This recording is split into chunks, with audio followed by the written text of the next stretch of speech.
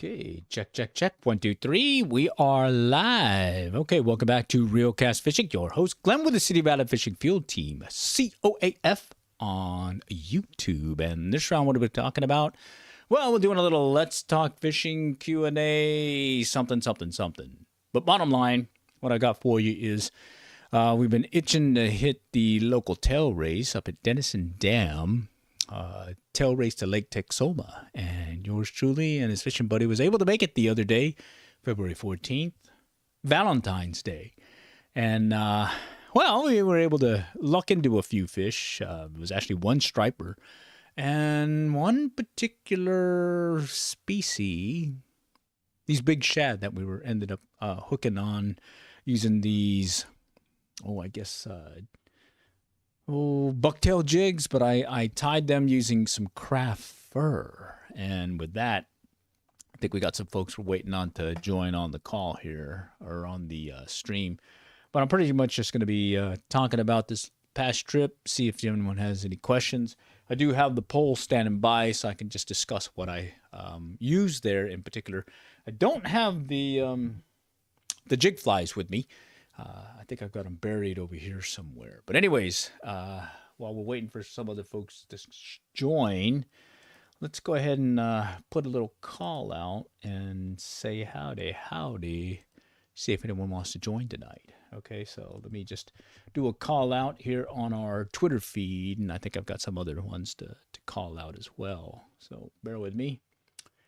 And, okay, we got some folks joining in and out, so just bear with me while we wait there. Let me go do a little howdy. Okay. Howdy. Okay. Yeah, I think I made it. And just do a real quick post here. Yeah, I think the stream's kind of slow and lagging. But hey, while we're waiting, let me go ahead and kick off the video.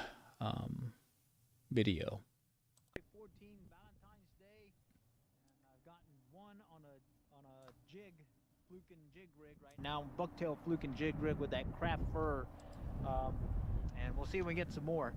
I'm just gonna let the video run, and all the action's gonna be right over here.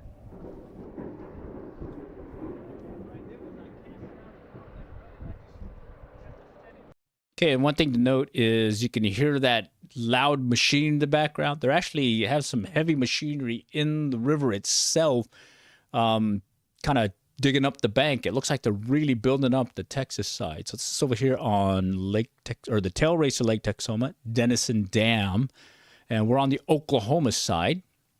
And across from us, you can see in the background the Texas side, and they really built it up. I like how they have all those rocks and things to help retain the wall there, or at least the land. And I think that's going to make some really good opportunity fishing once things are settled out.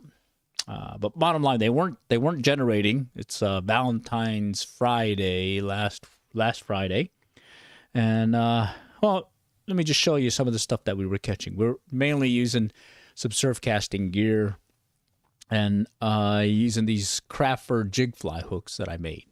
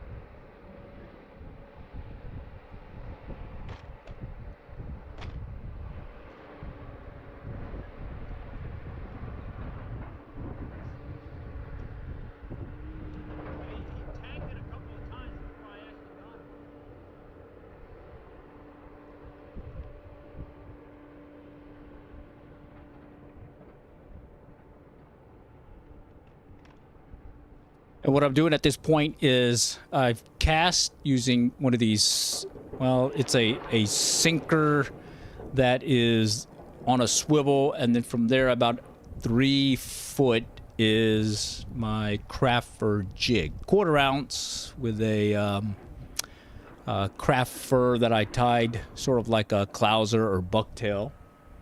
And then on top of that, I've also added a fluke, Zoom fluke. My buddy's using one of those Z-Man or Yum, I think split tail or something. Okay, we got somebody on. Nicole. Howdy, howdy. Thanks for joining. We're just going over some recent happenings where yours truly made it over to the tail race at Denison Dam, our local tail race. Okay. And what's happening is in the background, there is some heavy machinery actually in the river itself, kind of working the riverbed and whatnot. And I believe they're just doing some dredging. In fact, let me see if I can blow it up some for you. Okay. And I think here, I believe I'm seeing something or have something on. Yeah, I do. Let me blow it up a little bit more. Okay. And this is the Oklahoma side of the Red River, fishing the tail race at Denison Dam. I'm using a Rockaway surf casting rod and a Fluger President, about a 4,000 series reel. And we're having a hand line it over and over because, well, it just can't handle the weight of just kind of winching it up here. But look at this. It's a nice size, I don't know, shad? All right, I foul hooked a shad. Holy cow. Cool beans. Right. So right before that, I caught a striper. It was the one striper that I caught this round using that craft fur jig setup. And then we got a bunch of these guys. Ended up getting, I think, about 3-4 more of these. And unfortunately, they weren't generating, so bummer there. But overall, we normally like taking a look at the generation schedule and getting an idea as to what that water flow would be, because the stripers tend to strike a lot more readily when they are generating.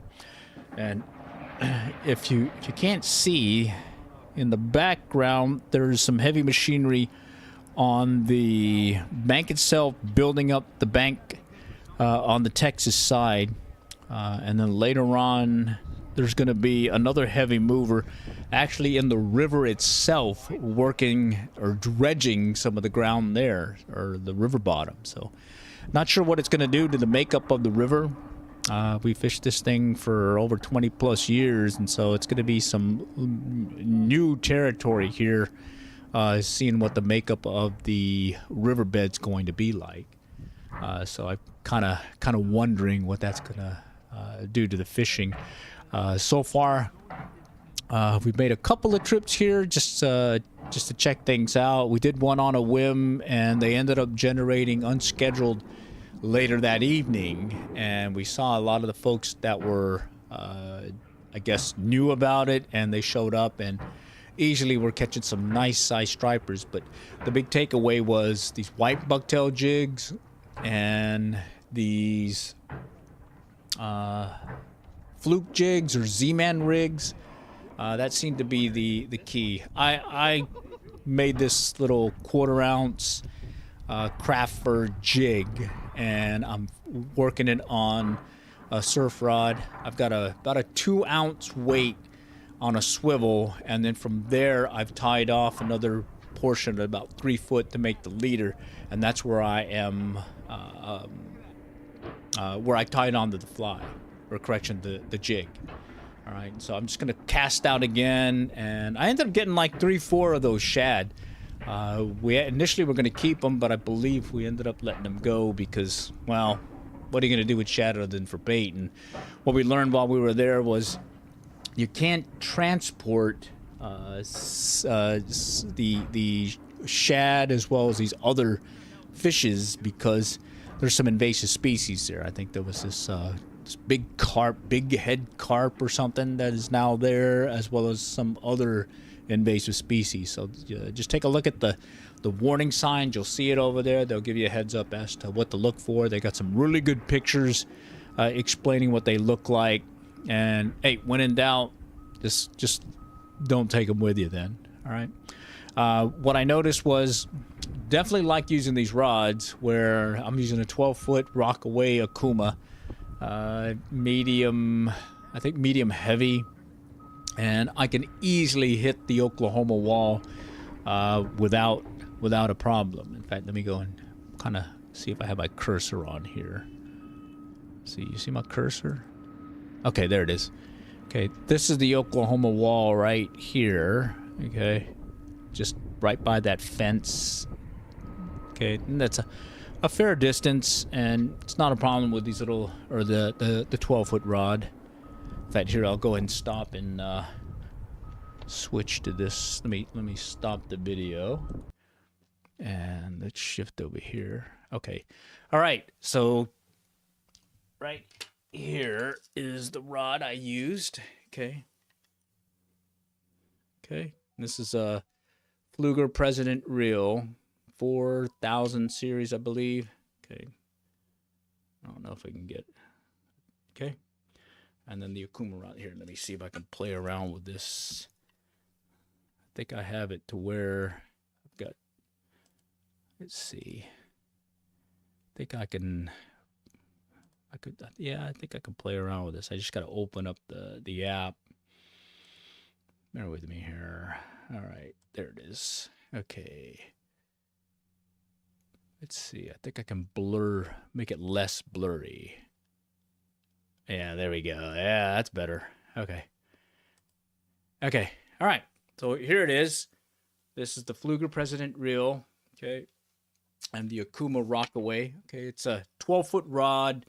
I like the thin handle so I can cast it out, and basically it's light, a lot lighter than my other surf casting rods that I've used on the beach here on the Texas coast. And why I like having that thinner or lighter rod is you do a lot of casting, especially when you are fishing for these striped bass at a tail race. You're casting multiple times, and eventually you may wear your arm out or your shoulder out.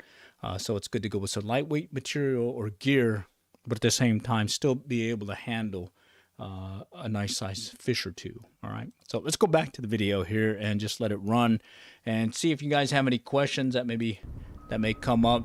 That noise in the background is that heavy machinery on the Texas side where they are building up the bank, as well as there's another one that will eventually end up in the river itself in the background, and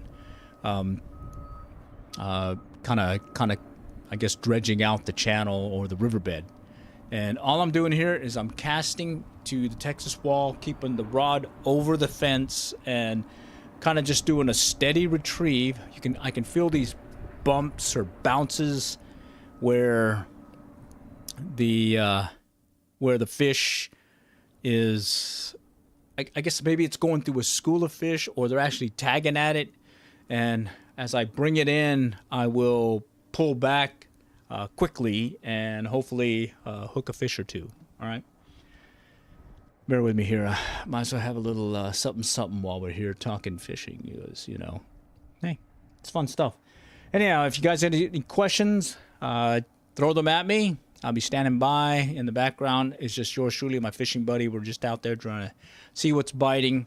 Normally we like fishing the tail race when there are some water flow, but there was none scheduled this round, so bummer there. But at least we did catch one striper and 4 or 5 of these nice sized shad. I mean, fairly good sized shad. It was surprising.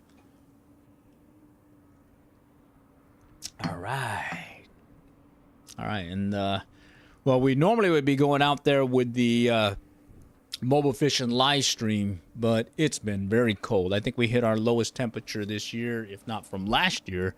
I remember I was going into the day job this morning, and it was 12 degrees, and that is not normal for us Texans here. Although we do get a freeze or two during the winter time frame here in North Texas. Dallas-Fort Worth Metroplex is where I'm located. Yeah, 12 is a little bit too chilly for yours truly. Anyhow, I do have some gear prepped this weekend.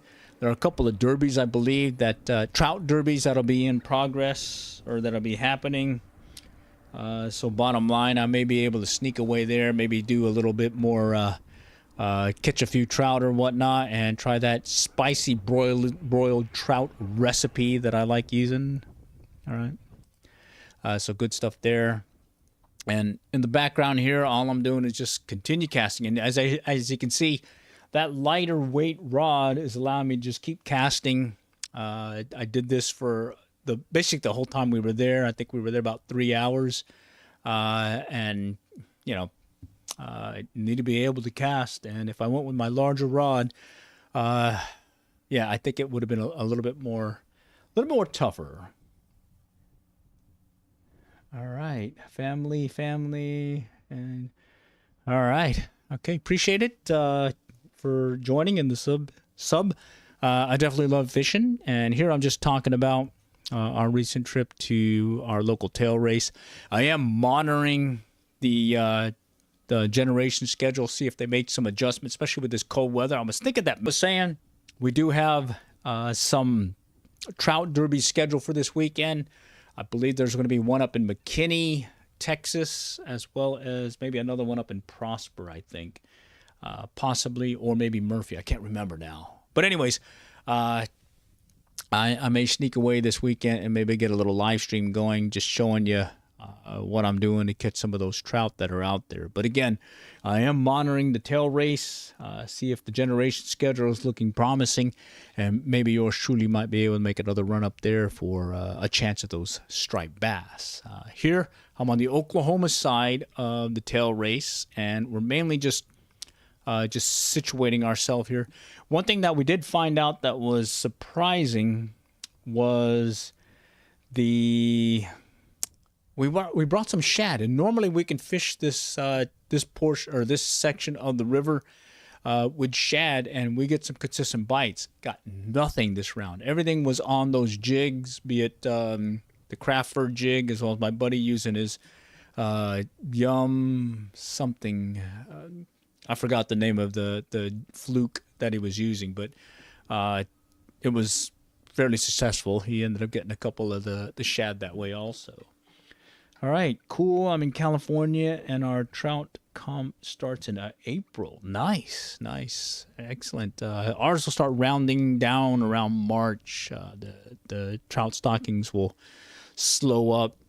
And what I typically do is February, March, April, as the temperatures start warming up, I'll shift away from cold weather or cold water fishing and shift over to warm water fishing. And when I say warm water, mainly hitting some of the local ponds for some bass, especially those spawning bass at that time of year.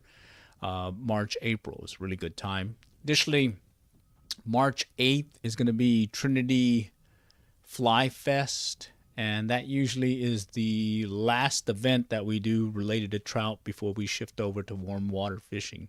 It's a great event. It's free over there on the banks of the Trinity in Fort Worth, Texas, at the banks by the Acme Brick Company headquarters.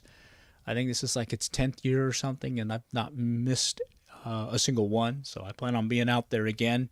The big trout contest, there's some seminars and whatnot, as well as some just nice things to just spend a good day just kind of hanging out by a river, watching people fish, if not fishing yourself, or some of those bruisers, because they do stock some large trout during that event. And it's a put and take fishery, so on the day of the event, it's catch and release, but following day it's put and take, because they definitely won't make it into the warm days, if not months, that'll follow after the event back in, was it March 8th? And then, like I was saying, I'll shift over from cold weather fishing to shifting over to warm, starting out with ponds and whatnot for those bass and other things that'll be biting. And then as things warm up again, I'll shift over to some kayak fishing over there at our local lake, doing either some jug lining, some trolling, some lazy man fishing where I just cast it out and just sit there. So do stay tuned for that. I'm looking forward to that. Additionally, I found out that you can legally use a crossbow to do some bow fishing. So I was thinking maybe I might take out the old crossbow and maybe do a little bow fishing. I'm looking for a carp or two so I can cut it up and guess what? Maybe catch some of those bruiser gar that I know lurk right in this particular location here, the Red River, tail race at Texoma in this case at Denison Dam. All right. Okay, what's your best recommendation for trout during competition? Let's see. If you can use bait, I definitely would go with power bait. If you can't, or if they allow, power worms are great. If not, and you got to use lures, I really like the Super Duper. Fish it slow, stop and go retrieve and whatnot. That really helps. Play it by ear. Once you find the pattern, stick with it. You may need to adjust size, color, but that Super Duper works really well. I also like having a Panther Martin inline spinner, the Rooster Tail inline spinner, and the Mepps Anglia. And I kind of shift between them. During the trout derby, I see a lot of folks using corn, power bait, even dough, like out of your what do you call it? Pillsbury dough, where you use it to make crescent rolls and whatnot. That seems to work at times. Let's see. Love kayaking. Have two tuck techs, and yes, I take them in the. Oh, nice. Let's see. Lure wise, yeah. Let's see, and then kayaking.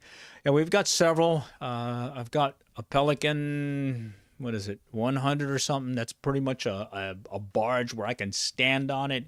My significant other usually uses that one because that's one where she likes to just kind of drop the anchor and hang out for the day once we get where we're going. I like using the old Feather Flight Heritage kayak. It's the original one that when they first made it, or when they were still making it in Providence, Rhode Island. So it weighs about 30-something, 32, 34 pounds. So I can carry it one-handed over my shoulder, make it from the truck into the water within minutes. I can load it into my pickup in less than 3 minutes. And so my rule of thumb with kayaking and what kayak to buy the kayak that you're going to use. That's the key. And one of the reasons why I'm able to kayak fish more often than not is it only takes me less than 3 minutes to load up my pickup truck with that kayak, and I'm out on the river, or on the lake in this case. All right, good stuff. All right, liking this engagement here. All right, let's see. Then I do have another one.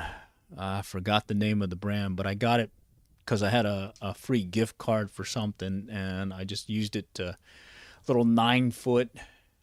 Actually, I think it's a 9-foot sit on top, and I got it one year just to take to the Texas coast so I can kayak some baits, trying to do some surf casting or surf fishing for some sharks, and we use it to deploy our baits with some of our Penn Senator rod and reel setups, and ended up getting a couple of sharks as well as let's see, several ladyfish, some speckled trout and whatnot, and we were using some pretty good sized baits. But that year it was kind of weird. There was a lot of that sargassum seaweed, so it kind of clobbered things, and we had to keep clearing our lines. But hey, it was a good time. And that said, I still use that one. I may let one of the grandkid play around with that one once he gets old enough, you know. But I definitely like that Heritage Feather Flight or Feather Light kayak because it is so light and it's so easy to deploy that I definitely use that kayak the most because, well, the easier it is to use, the more likely you'll want to use it. You know what I mean? All right. So here, again, we're just continuing to fish, trying to catch a fish or two.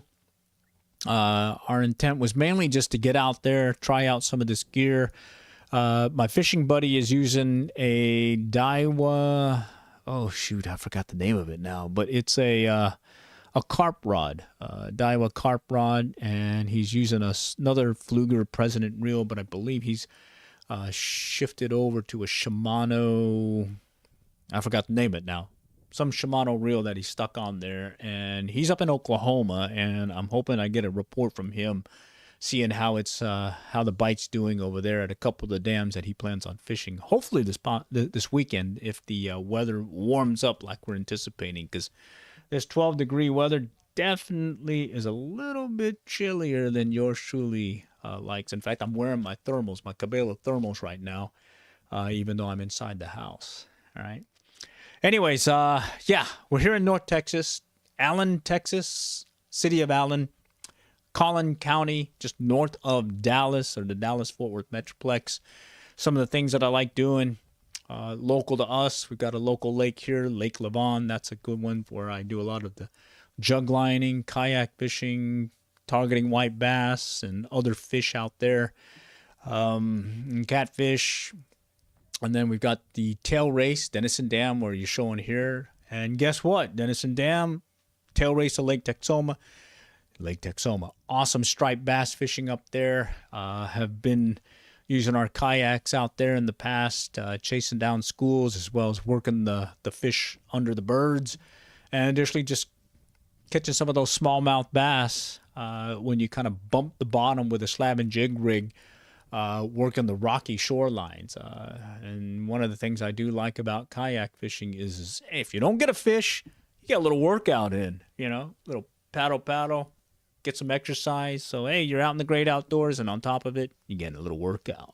I like that. And then you get to catch a fish or two. All right. And if you look at some of my old videos, you may see some of the ones where I've worked either a kayak up at the coves over there at Lake Texoma, and you've seen some nice size striped bass. So do take a look at that.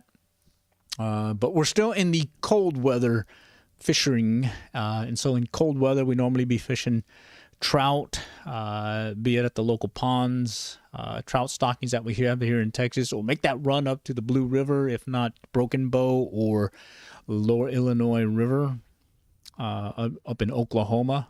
The Blue River is a seasonal trout fishery, so it goes from November to March. And then Broken Bow, aka Lower Mountain Fork, at Beavers Bend State Park. That is a year-round fishery that also holds brown trout as well as rainbow trout. And then Lower Illinois River, which is the tail race to Lake Tenkiller near Gore, Oklahoma. That's another year-round trout fishery. On top of it, you have a good opportunity to catch a striped bass or two there. So we do like going there at times. And then I'm still listening for the reports from my fishing buddy here when he makes his run up to Lake Eufaula or possibly Keystone for maybe some of those striped bass that may be hitting.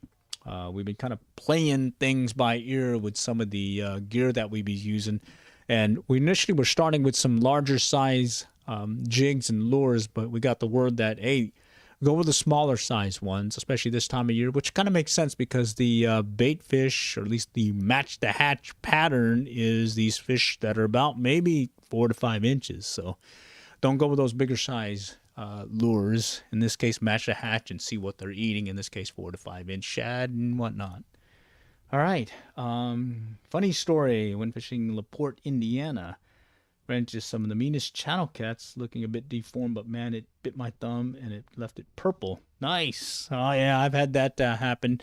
I made the mistake of helping another individual over here at one of our tail races who caught a nice sized catfish, and I was trying to help him out when I made a mistake and grabbed it by the mouth and got those sandpapery teeth on my hands and got a good scratching. So I since learned to grab it underneath and pick it up. There's another one of those shads. Foul hooked. So I'm casting this out. You can see the sinker, 2-ounce sinker, 3-foot leader, and the jig. I'm casting it out over there up against the Oklahoma wall, and I'm bringing it in slowly. I can feel them tagging it. And I was hoping it was striped bass that were tagging it. And then when I feel them actually take, I'll pull back, and I believe that's when I'm actually foul hooking these shad.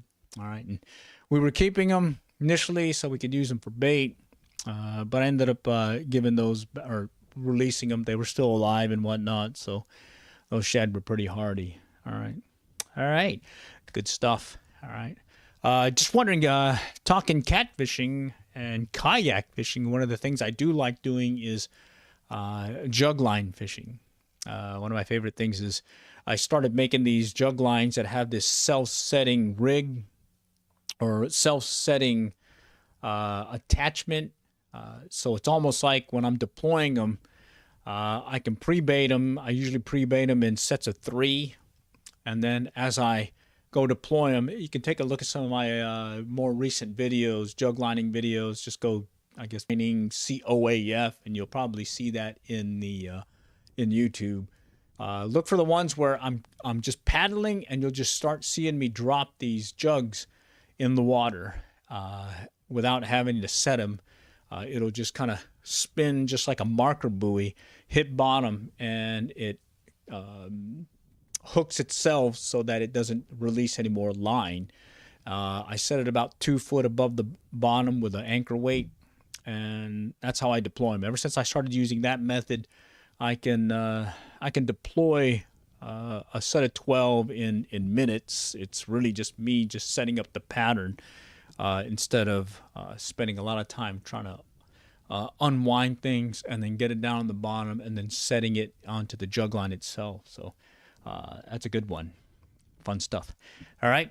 And then the other thing is, and I'm definitely going to do it again this upcoming warm weather season when I start working the local lake. You'll see me. I call it back paddling. Okay, so I'll cast out my slab and jig rig, usually I call it sabiki style slab and jig rig. So I've got a bottom slab with a treble hook, followed by 2 to 3 sabiki tied crappie jigs, or there's this other mackerel-like jig thing that I put together for bottom bouncing or trolling for white bass or whatever's biting. And when I do this, I'll cast it out in front of me, lay the rod down, or put it into a holder that's mounted in the bow of the kayak, and I'll start back paddling. There's a number of those big shad that I hooked into. Again, over there at the tail race. This is Friday, February 14th at Denison Dam. They weren't generating any power, so no water flow. I did luck into 1 striped bass. Woohoo! So glad that happened. And then got a bunch of these shad. I was hoping for at least 2 or 3 more striped bass to make a little dinner out of it. Ended up keeping the 1 striped bass, and well, I broiled it. Tasted good, but it was more of a snack or appetizer to my dinner. So, well, wasn't the full Monty when it came to a striped bass fish dinner. It was more of a bite or 2, and then let me think. Oh, I'm trying to remember now. I think it was a burger that I had with it. So, surf and turf. All right. Okay. So do look forward to some upcoming videos. I may be able to sneak away this weekend, make it to that trout derby, or at least after the trout derby, get another live stream going. I'll be doing it from my phone. I got that new setup where I can attach a power bank to my phone as well as a lav mic, and that allows me to stream for 2-3 hours no problem versus the 45 minutes I was limited to previously. All right. Anyone have any questions? Just kind of throwing it out there. This is more of a open session at this point. If anyone has anything they want to bring up, definitely will be willing to talk fishing. Let me go ahead and grab this one again real quick. This is the gear I was using, okay? And again, the key to this was it's lightweight. I can cast this. I was fishing for a good 2-3 hours, and it was just continual casting. And I was able to, well, keep fishing, and definitely looking forward to, once they are generating, trying to hit the tail race at that point for some of those striped bass, because, yeah, it's pretty fun. pretty fun. In fact, let me see if I can. Let's see if I can show you some other stuff on how I prepare for those striped bass. Okay, so let's see. Google Chrome. Yeah, okay. What I'm doing is I'm taking us to the website where I post some information specifically to how I read and how I determine what the generation is at the local tail race, in this case, Denison Dam. All right, let me shift over here. Okay, so I think I need to, let me bring this down a little. Okay. All right, and this is our website, City of Allen. Okay, I think I started this years ago or whatever. And seems to, I mainly use it as a online journal so you can get a feel for what's out there. And let me scroll down to, let's see, popular posts. I think it's our top 10 posts. And guess what our number one post is in the last 30 days? Seems to always fall back to, guess what? Real-time release schedule at Denison Dam. And specifically talking about a method of procedure on how to read the information. So, okay, so bear with me. Got these little pop-up ads and whatnot. But let me take you to the actual page right there, method of procedure for reading the real-time or determining the real-time release schedule at Denison Dam. Okay, and it covers the Southwestern Power Administration District, I think, or area. And what I'm taking you to is the actual generation schedule. Okay, and it's just, you go over here. So tomorrow is Friday. Let's open that up. Let me shift this over. Friday. Okay, and what I want to show you is this covers the whole area. So it includes like some of the dams up in Oklahoma, here in Texas, I think in some other cases, some other places. Let me see if I can get it blown up a little. Okay, so here, Denison Dam, for Friday, they are planning on, let's see, Friday, February 21st. Looks like they're going to be generating around 5-6 o'clock. All right, and it looks like they're gonna generate, into the night. So if you have the opportunity to do a little fishing over there at Denison Dam, I would highly suggest an afternoon, early evening, get to the tail race and fish it until dark, possibly even after dark, now that they got all those lights out there, and see if you can hook up with some of those striped bass. So yeah, Friday may be a busy day depending on how warm or cold it is tomorrow.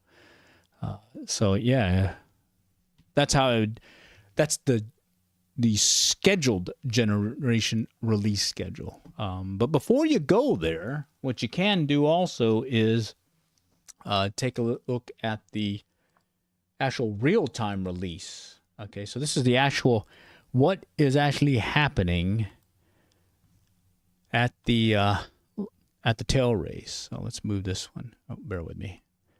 Okay, so right here, this is real time.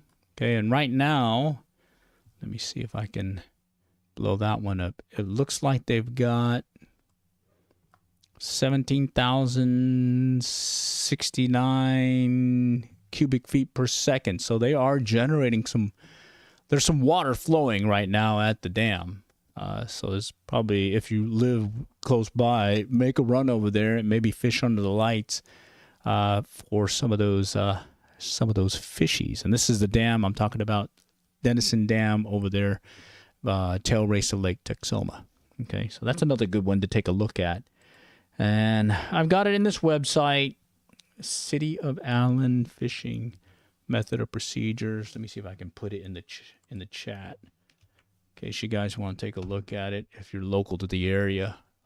But that said, it also there is an opportunity to take a look at some other locations. So if I shift over here, you can see down here the different locations that are covered by the Southwestern Power District. So you got Broken Bow, Denison, Keystone, Fort Gibson, Webbers Falls, Tenkiller, Eufaula, and right down the list. So it looks like they've got some locations in Oklahoma, Texas, Arkansas, Missouri. All right, so it covers all these. And the key thing to this is it gives you a heads up as to what the scheduled generation schedule will be when they plan on generating power. And the key to that is, hey, there's a good opportunity for you to catch a fish or two if they are generating. In fact, look at this. They were generating pretty much all day other than around noon to 5, 6 o'clock. So today would have been a good day. Or, I mean, tomorrow will be a good day. So you can hit it in the morning, first thing, take a break, and then fish it in the evening. Bummer. Man, I got to work tomorrow. Got the day job, so bummer there. But if you can make it, you definitely want to give it a try, okay? And like I was saying, you want to definitely go with the smaller size jigs. Don't go with those large jigs or lures unless they're hitting on top. I did notice that when they are hitting on top and they are popping away, those bomber lures, pencil poppers, they are some go-to lures to use when you're out there. Okay. All right. And so in the link I just showed you, this is the link to our website. Let me move this over. Okay. And the key thing is it explains how to read the information.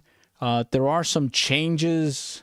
You don't see the little turbine fan thing anymore showing when you take a look at the site, but you can still read the information. This is still applicable where it says 2 turbines online or 2 out of 2 online. Okay. And this only applies to Denison Dam. All right. But you can find ways to get that other information. I've used a similar technique or method to get the readings for Lower Illinois River as well as over there at Beavers Bend by the little generation thing. Okay. And let's see if I can get you to right here, hydropower operations. Okay, this is a good one to take a look at, mainly because it's got like a 15-minute delay. So right there, and this is live data as we speak, or as we are here. It's saying there's 2 out of 2 turbines online generating. It's creating 90 megawatts of power. So they are generating power, and there is water flow. And over here, you can see, let's see, the cubic feet aren't showing, but it's showing the megawatts. So that's the key here. So that's one change that I noticed since the last time I updated the mop. Okay. All right. So that's some key information here. And then additionally, this will definitely give you a good view as to what the water flow is. So 17,000 plus. So what's that mean for those of you at Denison? The water is going to be, since both generation or turbines are running, water is going to be a little bit higher up along the bank.